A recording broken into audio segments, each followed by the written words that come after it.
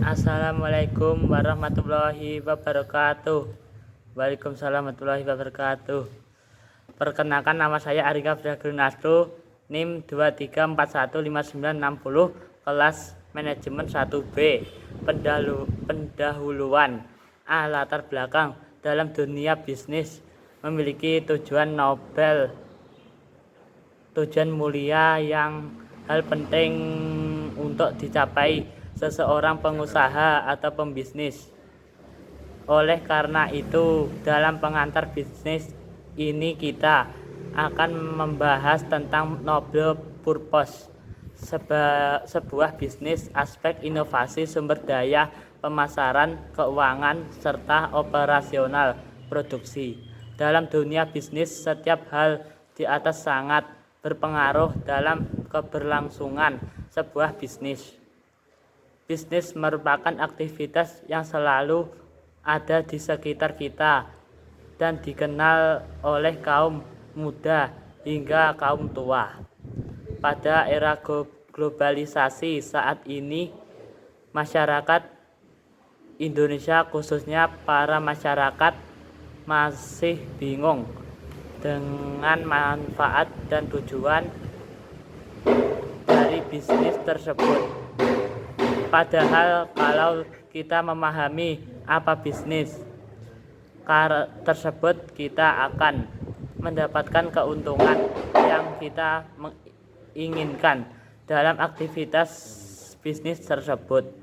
Bangsa Indonesia merupakan bangsa yang memiliki kekayaan alam yang melimpah. Jika kita tidak pandai mengatur itu semua, maka bangsa akan terjatuh ke dalam keterpurukan dalam hal perekonomian, kemiskinan, dan menjadikan negeri kita gagal atau miskin. Sebagai rakyat Indonesia, kita mau jadi hal tersebut terjadi di negara yang kita cintai.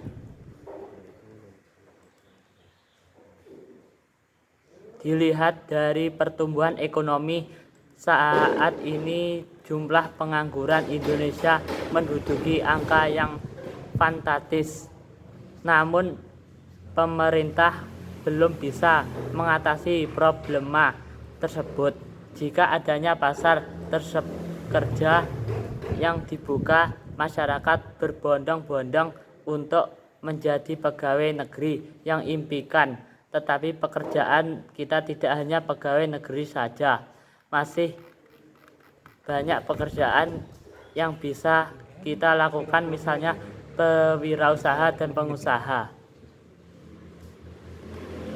Rumusan masalah: menerangkan dan menjelaskan materi pengantar bisnis tentang Noble Purpose sebuah bisnis. 2. Aspek inovasi. 3. Sumber daya. 4. Pemasaran.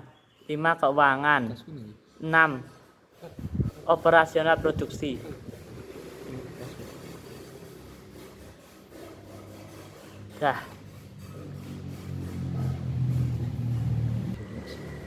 Pertama adalah Noble Purpose, tujuan mulia sebuah bisnis.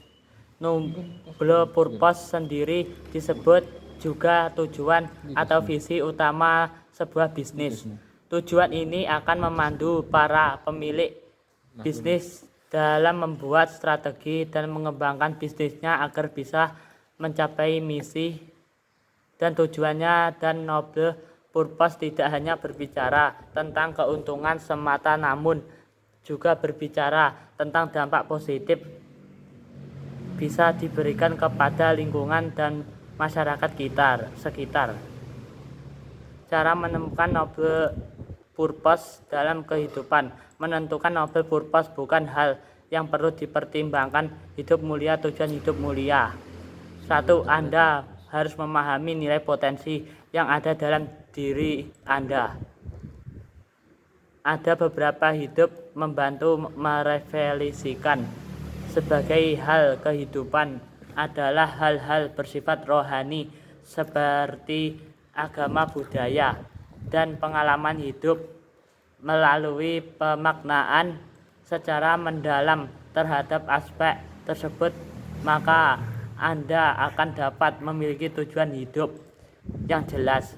Sebagai contoh kepekaan Anda termasuk simpati terhadap yang menderita kelaparan tentang saja berasal dari pengalaman serta nilai-nilai yang terdapat dalam falsafah hidup Anda sendiri. Nah, pemahaman terhadap nilai-nilai tersebut dapat membantu Anda menggali dan memantapkan potensi dan menyala dalam diri Bapak Ibu sekalian. 2. Harus memahami ahlian dan bakat yang memiliki. Juga dengan memanfaatkan keahlian dan bakat yang memilikinya, seseorang mencapai tujuannya hidupnya. Selain itu, keahlian itu bakat dimilikinya jika dapat membantu ia memberikan dampak positif bagi orang lain lingkungan sekitar. 3. Anda harus mempertimbangkan dampak yang ingin dicapai melalui tujuan hidup Anda. Sebagai seseorang yang memiliki noble purpose Anda dan berorientasi kepada pemenuhan harkat dan kebutuhan orang banyak, cobalah untuk semaksimal mungkin meminimalisir setiap tindakan yang dapat memicu amarah seseorang, membuat mereka tersinggung, memunculkan mereka. Contohnya, noble purpose dan bisnis dan dapat berupa polusi dan lingkungan, ada bantuan pendidikan, menciptakan produk dan bermanfaat bagi masyarakat, kegiatan CSR dan bantuan pendidikan dalam masyarakat dan lain-lain. Noble purpose akan menjadi dalam dasar filosofi perusahaan dan jadi identitas yang melekat dalam masyarakat sehingga dapat membangun cita positif perusahaan mata publik. Kedua, aspek inovasi. Aspek inovasi menjadi hal penting dan pengantar bisnis. Pasalnya, inovasi bisnis bertujuan untuk meningkatkan kualitas produk maupun layanan dan ditawarkan oleh suatu bisnis. Salah satu cara mencapai tujuan tersebut adalah menciptakan suatu produk dan layanan yang benar-benar baru, atau suatu penemuan baru, atau dapat juga dengan mengembangkan produk yang sudah ada menjadi lebih baik. Dalam dunia bisnis, inovasi dapat meningkatkan daya saing sebuah bisnis. Perusahaan yang menawarkan produk atau layanan yang menarik dan akan menarik lebih banyak pelanggan dan memperluas pangsa pasarnya. Selain itu, inovasi dan meningkatkan efisiensi dan produktivitas sebuah bisnis. Aspek inovasi bisnis yang diketahui. 1. Produk menjadi aspek inovasi pertama yang bisa dikatakan sangat berpengaruh. Inovasi pada umumnya bertujuan meningkatkan kualitas dan menekan biaya operasional. Produk output dari inovasi yang melakukan adalah memiliki sebuah produk yang sesuai dengan keinginan dan juga kebutuhan konsumen.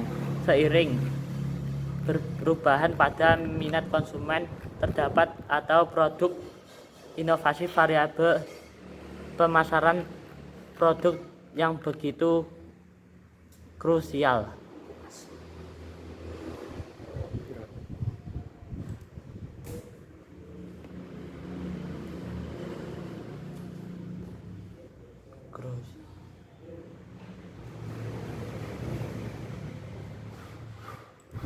Dua, pemasaran adalah dan penyusunan komunikasi terpadu yang bertujuan memberikan informasi mengenai suatu produk atau layanan yang terkait dan kebutuhan dan kehidupan keinginan manusia. Inovasi dalam pemasaran produk akan mendorong berkembangnya marketing mix. Marketing mix merupakan kombinasi dan beberapa variabel yang terkait dengan pemasaran. Variabel tersebut terdiri produk dan harga, jalur distribusi, dan promosi. Bisa dikatakan bahwa marketing mix merupakan suatu cara dalam mempengaruhi konsumen akan bertindak segera dan menggunakan layanan atau produk yang ditawarkan. Di sisi lain, strategi ini juga bisa diandalkan untuk melebarkan target pasar konsumen.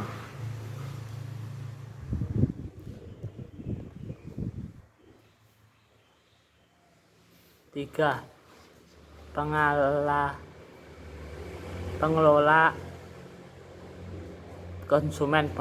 konsumen juga menjadi aspek penting dalam inovasi bisnis yang perlu dilakukan terkait hal inovasi pada pengelolaan konsumen, misalnya melalui customer relationship management atau yang lebih dikenal dengan nama manajemen hubungan pelanggan dan sistem informasi dan terintegrasi yang digunakan dan merencanakan, menjadwalkan, dan mengendalikan aktivitas penjualan dan pasca penjualan dan dalam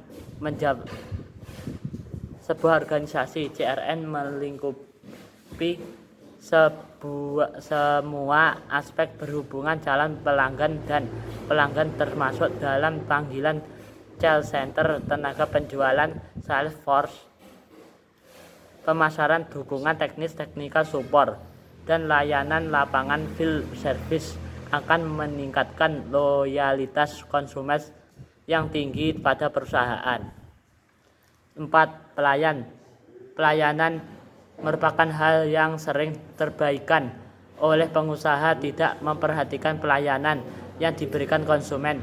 Inovasi pelayanan dapat berupa after service, sales service akan membuat kepuasan konsumen meningkatkan dan akan mendorong konsumen untuk melakukan repeat order.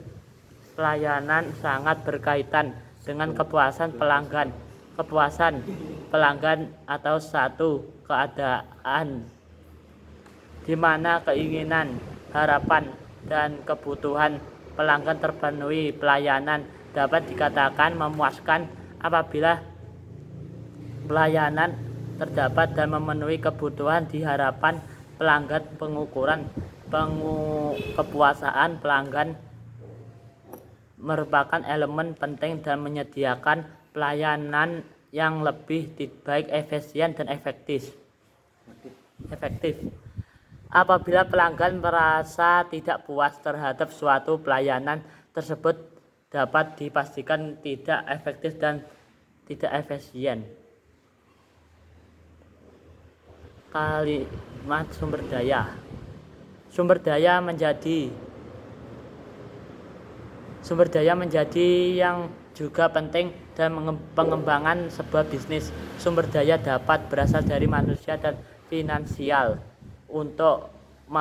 Karena itu, perusahaan yang memiliki sumber daya dan memadai dan mampu dan mengembangkan bisnisnya dengan baik. Manusia yang telah menjadi sumber daya penting dikembangkan. Dunia bisnis perusahaan yang tim yang baik berkompeten akan mampu mengoptimalkan sumber daya, ada material atau bahan baku, dan menjadi sumber daya penting dan bisnis. Perusahaan yang sumber daya material dan memadai dan lebih mampu untuk memproduksi produk dengan kualitas yang baik. Sumber daya keuangan juga menjadi hal yang penting dalam pengembangan sebuah bisnis. Manusia dalam ilmu manajemen, faktor man atau manusia menjadi faktor utama dan paling menentukan. Hal ini karena manusia yang menyusun tidak melakukan semua proses untuk mencapai tujuan tersebut. Jika dan tidak ada faktor satu ini, dan maka tujuan perusahaan yang tidak pernah tercapai meskipun faktor dan jumlah faktor yang harus ada memperhatikan. Sumber daya manusia akan memperhatikan faktor struktur organisasi, analisis jabatan serta kebutuhan jabatan serta kebutuhan berrektorat. 2. Money uang. Jenis sumber daya uang. Ketika yang money yang uang merupakan modal yang dibutuhkan untuk membayar seluruh tenaga kerja yang dimiliki oleh perusahaan tersebut. Selain itu, uang juga diperlukan untuk membeli bahan baku, biaya transportasi, membiaya listrik, biaya administrasi, dan biaya operasional perusahaan lainnya.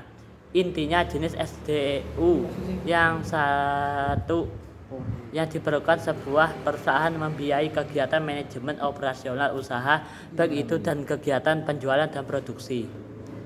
3. Material fisik. Material merupakan SDU yang bisa berbentuk sarana prasarana dan atau bahan baku digunakan oleh perusahaan untuk mencapai tujuan perusahaan. Untuk mencapai tujuan perusahaan lantas akan memanfaat perencanaan sumber daya usaha satu ini. Manfaat yang pertama, perusahaan bisa memiliki standarisasi dalam hal ukuran, jumlah, merek, jenis bahan baku itu perencanaan daya usaha. Material bermanfaat untuk mengetahui pemasok bahan baku yang sesuai yang memiliki harga bersaing. Perencanaan sumber daya usaha material juga berguna untuk menghitung harga penjualan yang nantinya dijual oleh perusahaan. Mesin teknologi. Mesin atau teknologi juga dibutuhkan untuk mengubah bahan baku, mengubah produk yang siap jual. Jika perusahaan menggunakan teknologi dan mesin dan sumber daya usaha yang kristal dalam proses produksi, khususnya jenis usaha yang membutuhkan alat atau mesin untuk menghasilkan produk dan siap jual. Sumber daya usaha. Jika Anda memiliki usaha perbuatan video di YouTube, maka alat dibutuhkan adalah kamera dan laptop. 5. Metode merupakan tata kerja yang perusahaan digunakan baik membuat produk, mengelola sumber daya perusahaan, dan pihak manajemen perusahaannya bertanggung jawab terhadap sumber daya. Metode ini, jika metode kerja yang digunakan sesuai standar, maka pekerjaan tidak bisa berjalan dengan efisien dan efektif. 6. Market, pasar. Sementara itu dikutip dan Investopedia, market dan pasar adalah berkumpul berbagai pihak dan memfasilitasi pertukaran barang dan jasa. Pihak-pihak yang terlibatnya biasanya adalah membeli dan menjual. Pemasaran yang hal yang di dunia bisnis, pemasaran dan meningkatkan penjualan ada popularitas dan sebuah bisnis. Melalui pemasaran juga memperluas prasarannya, memperkenalkan produk kepada masyarakat. Pemasaran yang bisa dilakukan dan berbagai media, iklan di televisi, radio maupun internet, brosur, dan media sosial. Dalam pemasaran, perusahaan juga harus memperhatikan positioning produk dan layanannya di pasar agar lebih mudah diingat oleh konsumen. 5. Dan keuangan.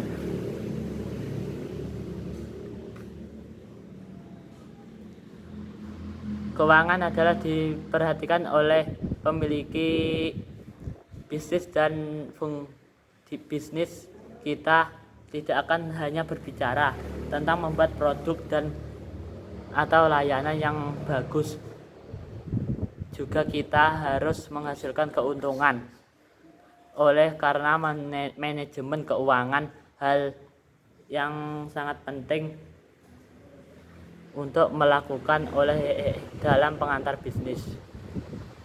Manajemen keuangan itu meliputi seluruh aktivitas pengelolaan keuangan perusahaan, pengaturan keuangan, pengelolaan kas, perencanaan keuangan, dan pengelolaan resiko. Perubahan juga harus membuat laporan keuangan yang memudahkan dalam pengambilan keputusan. 1. Melakukan planning dan perencanaan keuangan termasuk arus kas dan rugi laba. Manajer keuangan harus menentukan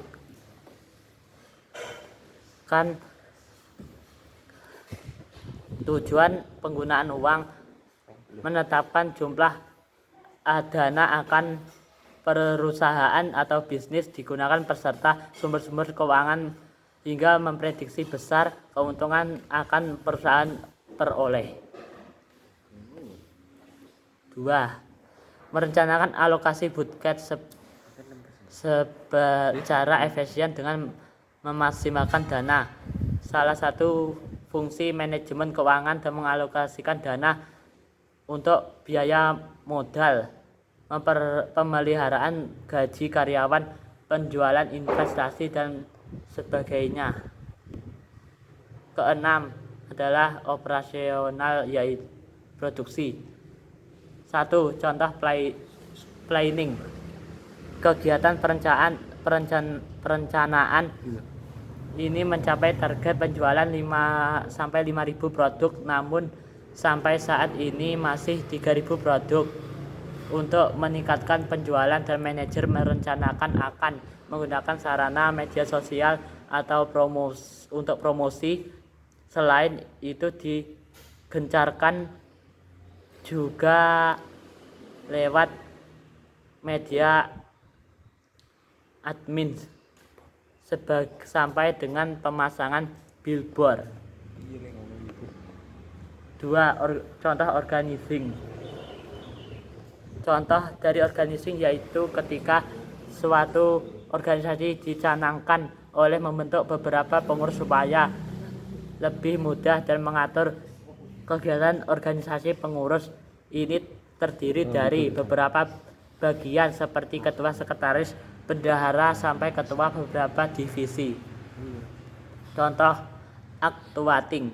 Berikutnya adalah contoh actuating yang ketika pemimpin itu dalam sosialisasi untuk melaksanakan program kerja karyawan, memberikan support dan karyawan agar termotivasi tersebut.